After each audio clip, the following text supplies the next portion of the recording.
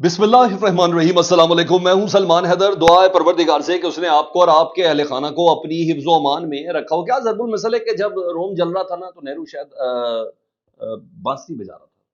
और शायद पाकिस्तान में आज भी कुछ लोग सिर्फ बांसुरी बजाते हुए नजर आ रहे हैं।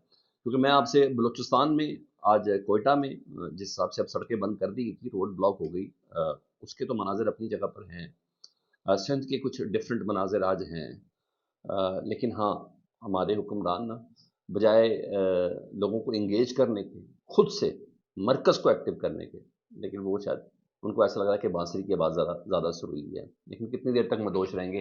होश दिलाने के लिए ना पेशावर का नश्तर हॉल का वो जो जान निसारान इमरान खान साहब का जो एक इकट्ठ है, जो एक जलसा है सर, उसने तो हैरान कर दिया मुकम्मल तौर पर जी। सब ने कोई बुढ़ा बाबा बुजुर्ग नहीं है जी, सिर्फ जवान है।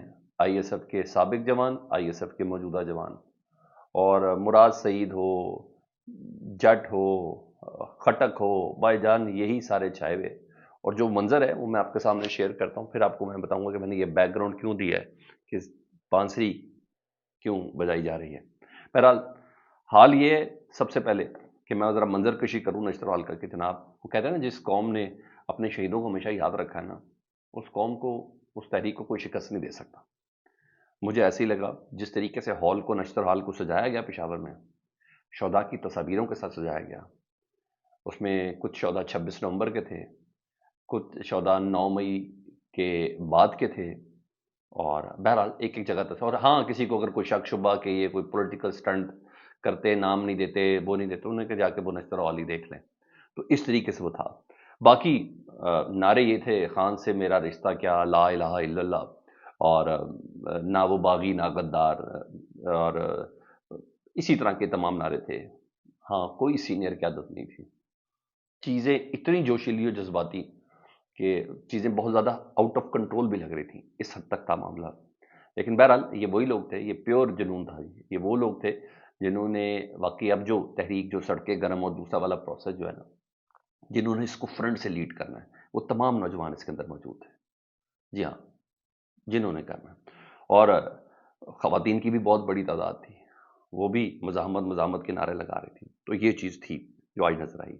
अब आऊँ ज़रा उनके खिताबात की तरफ। तो सर, तकरीब का आगाज़ ही पाकिस्तान के कौमी तराने से हुआ। तो इसका मतलब ये पता है कि हाँ, पाकिस्तान के कौमी तराने में और यकजहती में ये तमाम एक आवाज़ है, लेकिन तकलीफ़ है सिस्टम से या उनके साथ रवा रखे गए सलूक से। बहरहाल यहाँ तक है। शाहिद खट्टक साहब के खिताब की फिर मैं आखिर में आपको मुराद सईद भी बता देता हूँ। शाहिद खट्टक का खिताब बड़ा पुरजोश था। इमरान खान की कॉल पर उन्होंने कहा जी, डी चौक जाएंगे और हम जहाद करें। पहली बात ये तय है कि लीडर हमारा अंदर है। अगर कोई समझता है कि हम पीछे हट जाएंगे, उन्होंने कहा सवाल ही पैदा नहीं होता, अपनी ये गलतफहमी दूर कर लें। हमने पीछे नहीं हटना, हमारा लीडर 2 साल से कैद है, हम जिद्दोजहद करेंगे। फिर वो जो भुट्टो साहब वाला नारा था ना, लड़ोगे लड़ेंगे, मरोगे मरेंगे, ये वाले नारे शाहिद खट्टक साहब ने लगाए और बड़ा जोश था सर, बड़ा जोश था सर। बहरहाल उधर सुहेल आफरीदी साहब का खतरनाक किताब था जी। उनके अल्फाज के चुनाव बहुत ही गैर मोहतात थे, लेकिन बहरहाल उन्होंने इतना ज़रूर कहा कि इंडिया में मोदी ने कश्मीर पर कब्जा किया हुआ है, और इधर हमारे ऊपर गद्दारी के पर्चे दिए जा रहे हैं, इधर हमारे ऊपर मुकदमा दर्ज किए जा रहे हैं, बदतरीन फस्तायत हमारे ऊपर करवाई जा रही है, यूँ बोला। फिर आए मुराद सईद साहब, जिन्होंने पॉलिसी देनी थी इस जान निसारान इमरान खान साहब की, नौजवानों को, यूथ को जिन्होंने पॉलिसी देनी थी।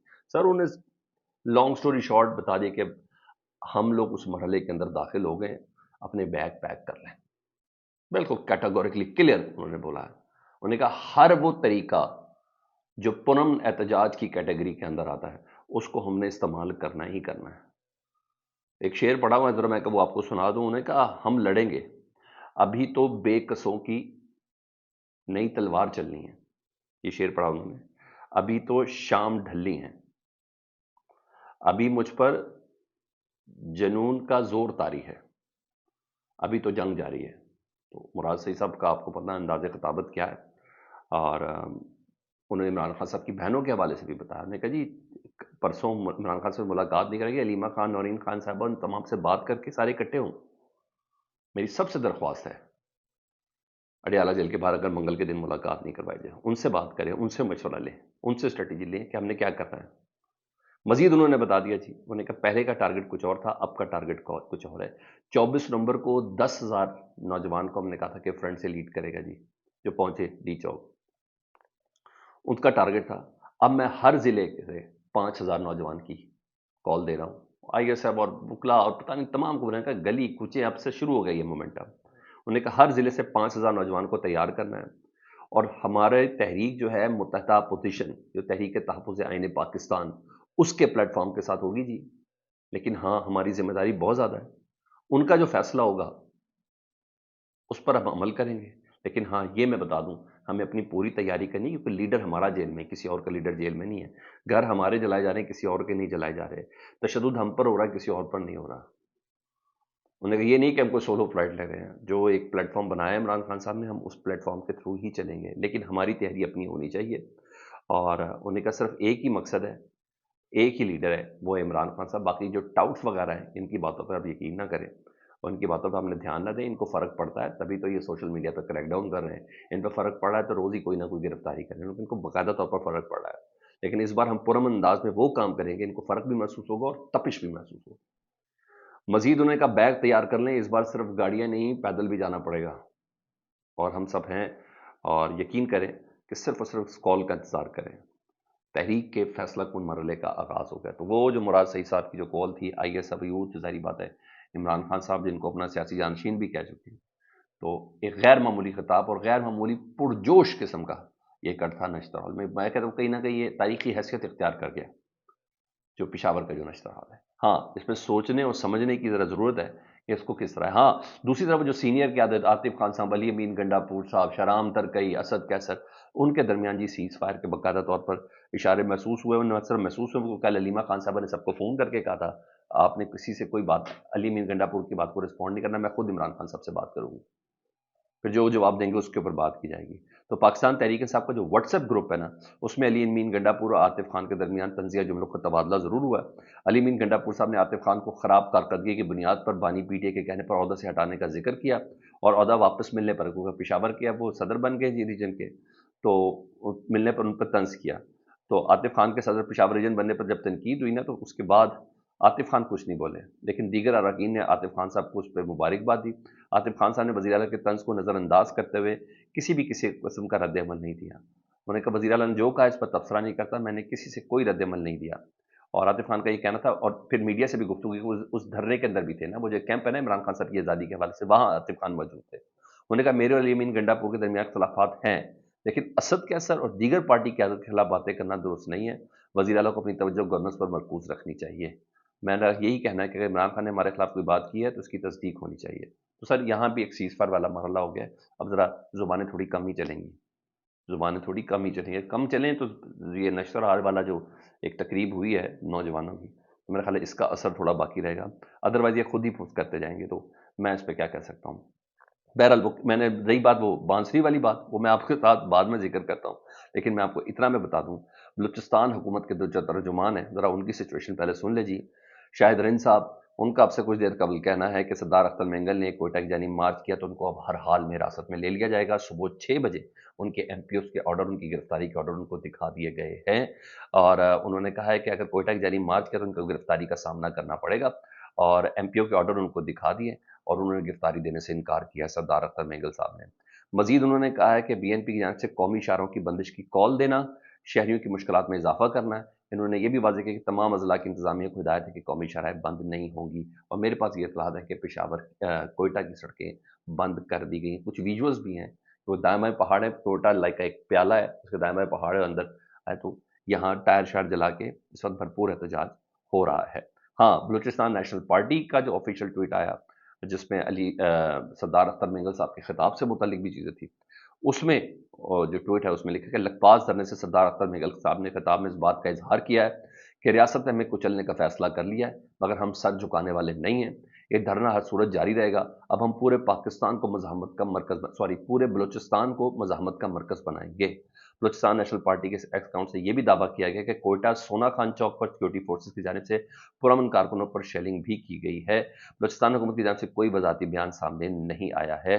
سرکاری حکام کا کہنا ہے کہ بلوچستان میں دفعہ 154 نافذ ہے، اس لیے شرکا کو کوئٹہ کی جانب لانگ مارچ کی اجازت نہیں دی جا رہی۔ نہیں دی جائے گی۔ تو میرے پاس جو خبریں اس کے مطابق کوئٹہ میں کچھ جگہ پر سڑک بلاک کی گئی ہے اور شیلنگ بیلنگ تو ہو رہی ہے۔ ادھر سے باہر نکلے اور یہ کہا جا رہا ہے کہ جناب بیسیکلی آپ کی سیکیورٹی کے حوالے سے جو علاقے کو گھیرا گیا ہے، جس کو اختر مینگل صاحب کہہ رہے ہیں کہ میری گرفتاری کے لیے پہنچ گئے ہیں، انہوں نے کہا ایم پی او کی اگر آپ نے خلاف ورزی کی آگے بڑھے تو ایم پی او کے پر لاگو ہو جائے گا اور آپ کو گرفتار کر لیا جائے گا۔ تو وہ جو میں نے آپ کو 3 دن سے کہہ رہا تھا کہ اختر مینگل صاحب کی گرفتاری یقینی ہے، تو ریاست اسی طریقے سے سوچ رہی ہے۔ جب وہ سوچ رہی ہے تو پھر یہ ہے۔ ہاں، وہ جو میں بانسری والی بات کر رہا تھا وہ کیا تھا؟ آج صبح سے ہم دیکھ رہے ہیں کہ آؤٹ آف دی بلو عطا تارڑ صاحب کا علیحدہ سے کہیں خطاب جاری ہے، وہ کہیں سے بات ہو رہی ہے، ہمارے خزانے وزیر کی کوئی اور گفتگو ہو رہی ہے، سمجھ نہیں آ رہی کیا ہے۔ اچانک سے مریم اورنگزیب صاحب ابھی سنڈے کے دن ایکٹیو ہو گئی، یہ سب چیزیں جاری تھی۔ ان تمام میں نا سر ہمارے وزیر دفاع جن کا دفاع کے ساتھ معاملات ہیں، آپ دیکھیں سندھ میں نہروں کے حوالے سے، بلوچستان میں اختر مینگل صاحب کے حوالے سے کے پی کے کی پوزیشن میں نے آپ کو بتائی ہے۔ اب ذرا سیریسنس کا عالم چیک کریں جی، سیالکوٹ میں کارکنوں سے خطاب کریں خواجہ آصف صاحب، وزارت دفاع وزیر دفاع وہ کیا کہہ رہے ہیں جی، وہ آج بھی باز نہیں آ رہے۔ وہ کہہ رہے ہیں ملک کی حالت کھنڈر جیسی تھی جس پر ہم نے عمارت تعمیر کرنے کی کوشش کی۔ شہباز شریف کبھی آئی ایم ایف، کبھی چین اور کبھی سعودی عرب جاتے رہے، رات کو سوتے تھے تو خوف آتا تھا کہ آئی ایم ایف ہمارا ہاتھ پکڑے گا یا نہیں۔ اس وقت کوئی سوچ بھی نہیں سکتا تھا کہ بجلی سستی ہو جائے گی۔ ای ٹی آئی والوں نے اب تک ایک دوسرے کو چور کہنا شروع کر دیا ہے، ان کا لیڈر بھی سند یافتہ چور ہے۔ بین الملک پی ٹی آئی کے کچھ لوگ ملک دشمنی کر رہے ہیں۔ ملک میں جس نہج پر کھڑا ہے تباہی تباہی تھی۔ پی ڈی ایم میں تمام پارٹیوں نے مل کر بڑی محنت کی، امید ہے کہ ایک کرن بھی دکھائی ہے۔ مریم پنجاب کو 4 چاند لگا رہی ہیں۔ نواز شریف، مریم نواز اور شہباز شریف جب بھی آئیں گے ترقی کے سفر کا آغاز ہوگا۔ دہشت گردی عروج پر ہے، روزانہ فوجی جوان شہید ہو رہے ہیں۔ فوجی عید کے روز بھی سرحدوں پر پہرا دے رہے تھے، اور انہوں نے مزید کہا کہ 6 ماہ قید میں رہا، ملاقات بھی بند تھی، یہاں تو عمران خان سب سے روز ملاقاتیں بھی کرائی جا رہی ہیں۔ یعنی آج کے دن بھی سیریس کا عالم یہ ہے کہ عمران خان اور پاکستان تحریک انصاف ہی سر کے اوپر سوار ہے۔ آج کے دن بھی لیڈروں کی مدح سراہی ہی ہے اور کچھ بھی نہیں ہے۔ مجھے ایسا لگتا تھا کہ خواجہ آصف صاحب کو سیدھا جانا چاہیے تھا بلوچستان، اختر مینگل صاحب کو انگیج کرنا چاہیے تھا۔ مجھے بتائیں وفاق کی جانب سے کون گیا ہے پشاور کوئٹ بلوچستان جس نے ملاقات کی ہے؟ سابق سینٹ چیئرمین صادق سنجرانی۔ اختر مینگل صاحب کا کیلیپر دیکھ لیں اور صادق سنجرانی صاحب کا دیکھ لیں۔ صادق سنجرانی کا تو یہ بھی نہیں پتا وہ کس جماعت سے ہیں، وہ ماں سے ہیں، باپ سے ہیں، کس سے ہیں۔ اب سیریسنس کا عالم دیکھ لیں کہ ادھر یہ بھائی عمران خان بستر پہ نہیں سوتا تھا، بستر پہ سوتا ہے، میں فرش پہ سوتا تھا، مجھ سے ملتے نہیں تھے، اس کو ملنے دیتے ہیں۔ یار کیا ہے یار، بس اب یہ سیاست رہ گئی ہے یا اجازت یہ مل گئی ہے کہ بس آپ یہ والی سیاست کر سکتے ہیں؟ یہ ایک سوال ہے۔ فیڈ بیک سے متعلق آگاہ کریں، اپنا بہت خیال رکھیں جی۔ اللہم صلی علی محمد و آل محمد۔